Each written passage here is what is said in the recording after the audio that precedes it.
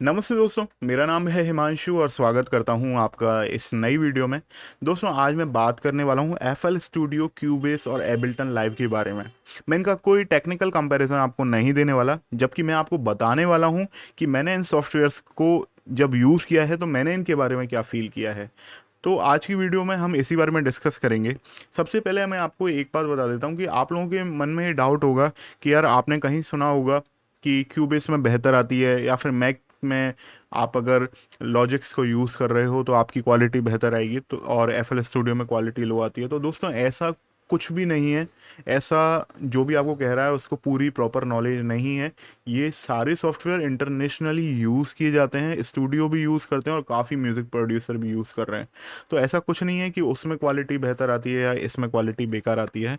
तो पहला डाउट तो आपका ये क्लियर हो जाता है। अब मैं बात करता हूँ कि देखो, इन तीनों सॉफ्टवेयर्स में मैं अगर कंपैरिजन करूँ तो इन तीनों सॉफ्टवेयर्स में आप ये देखो कि तीनों सॉफ्टवेयर अपने लेवल पर बहुत अच्छा कर रहे हैं। लेकिन मेरे को जो समझने के हिसाब से जो लगता है इजी, वो एफ एल स्टूडियो बहुत इजी लगता है। मैं कोई बायस्ड वीडियो नहीं बनाने वाला, मैं आपको बताने वाला हूँ कि क्यूबेस कहाँ पर बेस्ट है और एबल्टन लाइव कहाँ पर बेस्ट है। तो देखो, तीनों में सबसे ज़्यादा जो लर्निंग का कर्व है, इजी है, वो है एफएल स्टूडियो का। उसके बाद आप देखोगे तो आपका आता है एबल्टन लाइव और उसके बाद आप देखोगे तो क्यूबेस। क्यूबेस सबसे ज़्यादा टफ मैं इसलिए मानता हूँ क्योंकि क्यूबेस में करने के लिए बहुत कुछ है और उसके लिए आपको क्यूबेस के बहुत सारे फंक्शंस आने चाहिए। अब क्यूबेस में आपको देखा जाए तो कॉर्ड ट्रैक का जो फंक्शन है, कॉर्ड ट्रैक में क्या होता है कि आपने एक कॉर्ड के अकॉर्डिंग एक पैटर्न बना लिया। सपोज कीजिए आपने एफ शार्प मेजर के अकॉर्डिंग एक बेस लाइन बना ली है। अब अगर आपके सॉन्ग में कहीं और अगर सी माइनर लग रहा है तो आपको सी माइनर के अकॉर्डिंग वो बेस लाइन दोबारा डिज़ाइन करनी पड़ेगी। लेकिन कॉर्ड ट्रैक का जो फंक्शन है वो इन सभी से अलग ऐसे बनाता है क्यूबेस को कि उसमें आपने जो एफ शार्प मेजर पर जो बेस लाइन बनाई है वो ऑटोमेटिकली आप कॉर्ड ट्रैक का यूज़ करके वो सी माइनर और बाकी मतलब अलग अलग कॉर्ड्स पर आप जो आपने सॉन्ग के अंदर यूज़ किए हैं, आप उन पर उन्हें बना सकते हो, यूज़ कर सकते हो। यहीं पर ही क्यूबेस 11 में एक और अपडेट आई है जिसमें आप अपने जो भी स्केल के नोट्स होते हैं उस पर अब आप मतलब स्नैपिंग कर सकते हो। मतलब नोट है वो ऑटोमेटिकली आपका, जैसे मैग्नेट यूज़ करता है, स्नैप यूज़ होता है ना, वैसे अपने आप ही आपकी जो स्केल है उसके नोट्स के अकॉर्डिंग सेट हो जाएगा। ये अपडेट एबल्टन लाइव 11 में भी आई थी और अभी 11 में बहुत अच्छी अपडेट लगी है मेरे को। और इसमें फ़ायदा क्या है कि जैसे आपने बेस लाइन बना ली है, अब एफ एल स्टूडियो में क्या है कि अगर आपने एक एक एफ शार्प मेजर पर बेस लाइन आपने बना ली, अगर आप उसको सी माइनर पर करना चाह रहे हो तो आपको क्या करना पड़ेगा, उसको सबसे पहले सी पर ले जाना पड़ेगा ड्रैग करके। फिर उसमें देखना पड़ेगा सी माइनर में कौन से नोट्स ऐसे हैं जो उस बेस लाइन में बाहर निकल रहे हैं, ये आपको करना पड़ेगा। आई होप मैं थोड़ा सा कंफ्यूजिंग नहीं हो रहा हूँ आप लोगों के लिए, मैं सिंपल वे में आपको समझाने की कोशिश कर रहा हूँ। तो लेकिन अब एबल्टन लाइव में क्या है कि जब आप स्नैप टू स्केल कर लेते हो, है ना, तो फिट टू स्केल कर लेते हो, उसके बाद क्या है कि आपको एबल्टन लाइव के अंदर केवल और केवल वो नोट्स दिखाई देते हैं जो उस स्केल में है। तो आप उसमें अगर ड्रैग करते हो, सी पर आपने ड्रैग भी किया है ना, सी माइनर पर एफ शार्प से, तो क्या होगा कि वो ऑटोमेटिकली जो बेसलाइन है वो आपकी सेट हो जाएगी सी माइनर के अकॉर्डिंग। इसमें थोड़ा सा आपको ड्रैग करना पड़ेगा, लेकिन वहीं पर अगर हम कॉर्ड ट्रैक का फंक्शन देखते हैं क्यूबेस के अंदर, तो आपको उसमें कुछ भी नहीं करना पड़ता। उसमें बस आपको अपने कॉर्ड्स देने पड़ते हैं। एक बार आपने बेसलाइन का पैटर्न डिसाइड कर लिया तो आप उसके अकॉर्डिंग आप अपने सारी बेसलाइन का जो भी आपने कॉर्ड लिए हैं वहाँ पर आप यूज़ कर सकते हो। अब देखो, एफ एल स्टूडियो में आप लोगों को सबसे ज़्यादा जो अच्छा लगता है वो उसका पियानो रोल अच्छा लगता है। क्योंकि पियानो रोल में क्या है कि आप वन टच मतलब नोट ड्रॉ कर सकते हो। आपको बस माउस से लेफ्ट क्लिक करना है, आपका नोट ड्रॉ हो जाएगा और राइट क्लिक करते हुए नोट हट जाएगा। तो ये सबसे अच्छी बात है, वो मेरे को एफ एल स्टूडियो की लगती है। लेकिन अगर एफ एल स्टूडियो में हम देखें तो एफ एल स्टूडियो में जो लर्निंग कर्व है वो तो इजी है, लेकिन आप इसमें वो ही काम कर सकते हो जो एफ एल स्टूडियो ने डिसाइड किया हुआ है। यहाँ तक कि मैं क्यूबेस में भी बात करूँ तो क्यूबेस में हालांकि देखा जाए तो क्यूबेस बहुत ब्रॉड है। इसमें आप हार्डवेयर कनेक्ट कर सकते हो, क्यूबेस में बहुत अच्छी अच्छी चीज़ें आप कर सकते हो। लेकिन क्यूबेस में भी आप देखा जाए तो आप इसमें क्या है कि आप अपने मिक्सर को अलग से, बिल्कुल अलग से डिज़ाइन ऐसे नहीं कर सकते हो जैसे आप एबल्टन लाइव में कर सकते हो। अब देखो मैं आपको ये बता रहा हूँ कि एफएल में तो आप मिक्सर अपना डिज़ाइन कर ही नहीं सकते। मैं राउटिंग की बात नहीं कर रहा हूँ यहाँ पर, पैरेलल प्रोसेसिंग होती है। आप क्यूबेस में भी कर सकते हो, एफएल में भी कर सकते हो, लेकिन क्या है कि थोड़ा सा आपको टाइम लगेगा क्यूबेस में भी करने में और एफएल स्टूडियो में भी करने में। लेकिन एबल्टन लाइव में जो आप मिक्सर की कॉन्फ़िगरेशन है ना, वो आप अपने अकॉर्डिंग बना सकते हो। अब जैसे आपने एफएल स्टूडियो में पैरेलल प्रोसेसिंग, मतलब एक ही आउटपुट को दो आपको अलग अलग जगह पर सेम इफेक्ट डालने, अलग अलग इफेक्ट डालने हैं एक ही आउटपुट पर, तो आपको इसमें पैरेलल प्रोसेसिंग कहलाती है ये चीज़। तो इसमें एफएल स्टूडियो में आपको करना क्या पड़ेगा, दो मिक्सर में उसको राउट करना पड़ेगा। समझने में थोड़ा हो सकता है आपके लिए कंफ्यूजिंग रहे, लेकिन वहाँ पर एबल्टन लाइव के अंदर क्या है कि आप इसे डिवाइड कर सकते हो आउटपुट को दो मिक्सर में जाने के लिए, और वहाँ पर आप इजीली आपको दिखेगा भी कि आपने क्या चीज़ें किस तरीके से करी हुई हैं। अब एबल्टन लाइव में एक गड़बड़ी मेरे को क्या लगती है कि इसमें आप जब आउटपुट निकाल रहे होते हो ना, तो आपको इन और आउट पॉइंट सेलेक्ट करने पड़ते हैं, और उसके बाद जब आप उन्हें एक्सपोर्ट करते हो तो आपका जो आउट पॉइंट का जो मतलब आउट वाला जो पॉइंट है उधर ही जो ऑडियो है वो अचानक फिनिश हो जाता है। उसके बाद वो, अगर आप सपोज करो, कई बार ऐसा होता है कि हमारे पास रिवर्ब रह जाता है हल्का फुल्का, है ना, तो टेल कहलाती है जो है ना, जो सॉन्ग की जो टेल होती है वो एबल्टन लाइव में कट जाती है। उसको सही करने का कोई इसमें मतलब नहीं है, एबल्टन लाइव में नहीं है, कोई भी ऑप्शन नहीं है। लेकिन एफएल स्टूडियो में वहीं क्या फ़ायदा है कि आपको लीव टेल का ऑप्शन आता है ना, तो आपका मतलब देखा जाए तो आपके लिए बहुत इजी हो जाता है एफएल स्टूडियो पर वर्क करना। अब यहाँ पर हम बात करते हैं इनके साथ जो स्टॉक प्लगइन्स आते हैं उनके बारे में। देखो स्टॉक प्लगइन्स में जो सबसे नीचे के प्लगइन मैं कहूँगा ना, वो मेरे को एफएल स्टूडियो के लगते हैं। प्लीज़ आप बुरा मत मानना अगर आप एफएल स्टूडियो के लवर हो तो, क्योंकि मैं इसलिए बात कर रहा हूँ कि हमारे पास प्लगइन ऐसे होने चाहिए जो हर टाइप के जॉनर को हम अटेम्प्ट कर सकें। हालांकि ये भी नहीं कह सकते कि क्यूबेस के साथ जो प्लगइन आते हैं वो सभी परफेक्ट हैं, लेकिन जैसे हम बॉलीवुड टाइप के सॉन्ग्स पर वर्क करते हैं तो आपको क्यूबेस के अंदर जो स्टॉक प्लगइन मिलेंगे ना, वो बहुत अच्छे अच्छे आपको मिल जाएंगे। वहीं इलेक्ट्रॉनिक म्यूज़िक के लिए अगर आप देखें तो, यहाँ तक कि मैं एफएल स्टूडियो के प्लगइन्स इतना ज़्यादा यूज़ नहीं करता हूँ, लेकिन इलेक्ट्रॉनिक के हिसाब से एफएल स्टूडियो अच्छा है, क्यूबिस में भी अच्छे ऑप्शन है। और एबल्टन लाइव मेरे को इलेक्ट्रॉनिक म्यूज़िक, अगर आप सीरम को यूज़ करने, एक्सपर्ट सीरम को यूज़ करने के फ़ैन हो, तो आपके लिए एबल्टन लाइव के अंदर सीरम जैसा ही आपको प्लगइन देखने को मिल जाएगा और बहुत अच्छा है। हालांकि सीरम बहुत ही कॉम्प्लेक्स प्लगइन है, लेकिन उसका सिंपल लेवल आपको देखने को मिल जाएगा।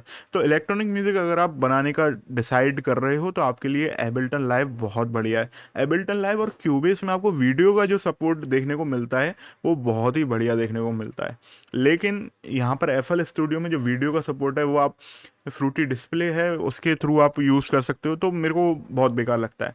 अब देखो क्यूबेस में क्या सिस्टम और होता है, जब आप बीजीएम डिज़ाइन कर रहे हो ना, तो कई बार ऐसा हो सकता है कि आप जो बार में आप या जो बीपीएम में आप बीजीएम बना रहे हो वो एब्रप्टली आपको कहीं फिनिश करना पड़े। तो इसके लिए क्या है कि आपको हो सकता है सिग्नेचर चेंज करना पड़े, या फिर आपको बीपीएम स्पीड है वो चेंज करनी पड़े। अब आप ये कहोगे कि हमको सिग्नेचर चेंज करने का ऑप्शन एफएल स्टूडियो में भी आता है और बीपीएम चेंज करने का भी ऑप्शन एफएल स्टूडियो में आता है, लेकिन आप करके देखना उसे एक बार। जब आप स्पीड चेंज करते हो ना, तो आपका जो प्लगइन्स का साउंड है वो, और मतलब आपको फीलिंग ही नहीं आएगी, आपका लगेगा कि यार आप बहुत गलत कर रहे हो। कांस्टेंट मतलब जैसे ही आप स्पीड अप करोगे ना, तो साउंड है वो थोड़ा सा ख़राब हो जाता है। वहीं क्यूबेस और एबल्टन लाइव में ये सिस्टम बढ़िया है। और एबल्टन लाइव में मेरे को ये नहीं पता कि सिग्नेचर चेंज हो सकता है नहीं हो सकता, क्योंकि मैंने अभी तक करके नहीं देखा है। एक मतलब सॉन्ग के अंदर की बात कर रहा हूँ, एक सॉन्ग के लिए पर्टिकुलरली आप सिग्नेचर रख सकते हो, ये शायद मैं श्योर नहीं हूँ, शायद नहीं हो सकता है एबल्टन में, लेकिन आप जो बीपीएम है उसको आप इजीली चेंज कर सकते हो। वहीं क्यूबेस में अगर आप देखो तो आपको सिग्नेचर चेंज करना है या फिर स्पीड चेंज करनी है, आप वो कर सकते हो। और एक और ख़ास बात क्या है कि जैसे 1 2 3 4 हमारे जो बार होते हैं ना, आप क्यूबेस के अंदर इनके बीच में भी डिस्टेंस चेंज कर सकते हो। फॉर एग्जांपल 1 2 3 4 इन बार्स के बीच में एक कांस्टेंट दूरी होती है ना। एबल्टन लाइव में भी आप देखोगे तो कांस्टेंट दूरी है, क्यूबेस में भी मिलेगी आपको और एफएल स्टूडियो में भी मिलेगी। लेकिन कई बार जब आप बीजीएम डिज़ाइन कर रहे हो तो आपको क्या है कि या तो आप बीपीएम चेंज करो, या फिर आपको अचानक जैसे फिनिश करना है, नेक्स्ट बार पर ही फिनिश करना है, और हल्का सा आपका मामूली सा वो सॉन्ग आगे निकल रहा है, ये बीजीएम में काफ़ी ज़्यादा हेल्पफुल रहता है। तो इसमें क्या है कि आप जो लास्ट वाला बार है उसको आप हल्का सा आगे कर दोगे तो अपने आप ही उस वो बीपीएम के अकॉर्डिंग वो सेट हो जाएगा, बीपीएम उसका फास्ट हो जाएगा। तो ये फंक्शन मेरे को बहुत अच्छा लगता है। और देखा जाए तो अब क्यूबेस 11 में एक और रेंडरिंग का अपडेट आई है, जिसमें क्या है कि जैसे सपोज करो हमको किसी सिंगर को हमें आउटपुट देना है, तो कई बार ऐसा होता है कि वो हमसे स्टैम्प्स अलग मांगता है, और ये भी कहता है कि स्टैम्प्स के साथ साथ आप मेरे को एक फाइनल सुनने को आउटपुट भी दे दो। और कई बार ऐसा हो सकता है कि आपको वो बोले कि मेरे को ये इंस्ट्रूमेंट साइलेंट करके दे दो। तो आपको क्या करना पड़ेगा, अलग अलग टाइप के आउटपुट निकालने के लिए आपको बार बार एक्सपोर्ट करना पड़ेगा। हालांकि अगर आप सेम आउटपुट है उसको अलग अलग फॉर्मेट में एक्सपोर्ट करना चाह रहे हो, जैसे MP3 और वेव में, तो आप तीनों में एक साथ कर सकते हो। FL स्टूडियो में भी आप एक साथ वेव और MP3 एक साथ एक्सपोर्ट कर सकते हो, एबल्टन में भी कर सकते हो, और क्यूबेस में भी कर सकते हो। लेकिन क्यूबेस यहाँ पर आगे निकलता है, सपोज कीजिए आपको कराओके एक्सपोर्ट करना है ना, एक ही साथ करना है, तो आप इसमें रेंडरिंग है उनको भी आप क्यू में लगा सकते हो, और ये बहुत ही फास्ट कर देता है हमारे वर्क को। जैसे मैंने सपोज करो मेरे को अलग अलग आउटपुट स्टैम्प्स निकालनी है, और स्टैम्प्स के साथ साथ मेरे को एक MP3 में फाइनल वर्जन भी निकालना है, एक वेव में फाइनल वर्जन निकालना है, एक कराओके निकालना है, और तो ये और कुछ स्टैम्प्स ऐसी निकालनी है अलग पैकेज में जिसमें सारे जो इफ़ेक्ट्स हैं वो साइलेंट हों। तो ये सब चीज़ें हम उसमें डिसाइड करके रख सकते हैं, और इजीली हम अपना आउटपुट निकाल सकते हैं। तो देखा जाए ना, तो आप देखोगे तो क्यूबेस के अंदर बहुत सारे फंक्शन है, आपको सीखना मतलब बहुत कम पड़ जाएगा, लेकिन सीखने के लिए उसके अंदर बहुत है। एबल्टन लाइव इलेक्ट्रॉनिक म्यूजिक के लिए अगर आप काम करना चाह रहे हो, एक तो FL स्टूडियो में इलेक्ट्रॉनिक म्यूजिक बहुत सिंपल बनता है, बहुत इजीली आप बना सकते हो। सिंपल का मतलब मैं ये नहीं कह रहा कि सिंपल टाइप का बनता है, सिंपली मतलब बहुत इजीली आप बना सकते हो। लेकिन अगर आप कुछ नया करना चाह रहे हो तो आपको एबल्टन लाइव सीखना चाहिए। लेकिन वहीं आप पूरी इंडस्ट्री पर हर एक टाइप का आप म्यूज़िक बनाना चाह रहे हो, ऐसा नहीं है कि क्यूबेस के अंदर आप इलेक्ट्रॉनिक म्यूज़िक नहीं बना सकते हो, क्यूबेस के अंदर भी आप बहुत अच्छा इलेक्ट्रॉनिक म्यूज़िक बना सकते हो। लेकिन आपको वहाँ पर प्लगइन है वो थर्ड पार्टी के यूज़ करने पड़ेंगे। एबल्टन और FL में ये फ़ायदा है कि आप स्टॉक प्लगइन से भी काम चला सकते हो, लेकिन मेरे केस में क्या है कि मैं थर्ड पार्टी प्लगइन ही ज़्यादा यूज़ करता हूँ।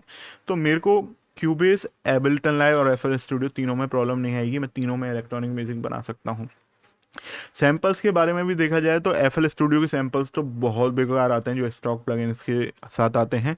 बाकी एबल्टन लाइव के जो पैक हैं वो बहुत अच्छे हैं यार, बहुत शानदार हैं, जो आप उनको यूज़ भी करना चाहोगे। अब क्यूबेस के हैं वो थोड़ा सा अमेरिकन टाइप के और जर्मन टाइप के सैम्पल्स आते हैं, जिसमें ड्रम है ना, इलेक्ट्रॉनिक भी आते हैं उसमें पैक आते हैं, लेकिन वो मेरे को इतने अच्छे नहीं लगते जितने मेरे को एबल्टन लाइव के अच्छे लगते हैं। लेकिन क्यूबेस के प्लगइन है ना वो मेरे को बहुत अच्छे लगते हैं। 11 के अंदर अब जैसे आइसोटोप ओजोन का इमेजर है जो है ना, वैसा ही प्लगइन आया हुआ है। डायनेमिक मतलब डायनेमिक आप EQ है, डायनेमिक EQ आपको क्यूबेस के अंदर स्टॉक प्लगइन्स में दिख जाएगा, और यहाँ तक कि आपको ऑटो ट्यून का जो प्लगइन है वो आपको क्यूबेस के अंदर मिल जाएगा। एबल्टन लाइव में ऑटो ट्यून का प्लगइन नहीं आता, FL में तो आता है, पिक्चर आता है। तो देखा जाए ना तो क्यूबेस के अंदर स्टॉक प्लगइन्स भी बहुत अच्छे अच्छे हैं जिनको आप यूज़ कर सकते हो। तो बाकी मेरा तो अभी यही मानना है कि मैं आपके लिए तीनों सॉफ्टवेयर्स पर अलग अलग काम करता रहूँगा और तीनों को सिखाता रहूँगा आपको। आपका फेवरेट कौन सा प्लगइन है, आप सॉफ्टवेयर है, आप मेरे को बताना। और अभी मैं आपके लिए क्यूबेस की भी अब सीरीज़ चालू करने जा रहा हूँ, तो अभी हम ऐसा करेंगे। देखो, मैं ये नहीं चाहता कि आप केवल FL स्टूडियो पर वर्क करो या फिर क्यूबेस पर वर्क करो या फिर एबल्टन लाइव पर वर्क करो। अभी तक क्या था कि FL स्टूडियो वाले लोग ज़्यादा थे हमारे चैनल पर, लेकिन अब मैं ये चाहता हूँ कि अपन सभी तरीके के लोगों से जुड़ें और आप भी सभी तरीके के सॉफ्टवेयर सीखें। तो किस सॉफ्टवेयर में क्या खास बात है, मैं इसके ऊपर छोटी छोटी वीडियो बनाता रहूँगा। एबल्टन लाइव के ऊपर भी अब मैं वीडियो चालू करने जा रहा हूँ, और मैं ये भी प्लान कर रहा हूँ कि जैसे हमने कोई एक टॉपिक ले लिया और मैं तीनों सॉफ्टवेयर्स में आपको वो करके दिखाऊं कि आप एक एक सॉफ्टवेयर में उसे कैसे कर सकते हो। तो आप बताना कि आप इसमें इंटरेस्टेड हो क्या, या फिर आप चाहते हो कि मैं आपको FL स्टूडियो पर ही आगे कैरी ऑन करूँ। लेकिन मैं ये चाहता हूँ यार, दिल से चाहता हूँ कि आप क्यूबेस भी सीखो, क्योंकि क्यूबेस बहुत अच्छा सॉफ्टवेयर है। तो क्यूबेस के लिए भी मैं, अगर आप सोच रहे हो शुरुआत से मैं कोई सीरीज़ बनाऊं, तो आप मेरे को बताना, मैं आपको उसमें बिगिनिंग से आपको सीरीज़ बनाऊं। या फिर अगर आप चाहते हो कि मैं आपको ट्रैक्स बना बना के दिखाऊं क्यूबेस में, तो भी आप बताना। तो वीडियो लंबी हो गई है, बस मैं आपको इतना ही बताना चाहता था। मिलते हैं नेक्स्ट वीडियो में। और हाँ, अभी मैंने लाइट भी परचेज़ कर ली है, लेकिन क्या है कि थोड़ा ट्रांसपोर्ट में वो अटकी हुई है, तो लाइट आने के बाद आपको ये वीडियो, इस टाइप की वीडियो अब आप अच्छी दिखने लग जाएंगी। मिलेंगे, टेक केयर।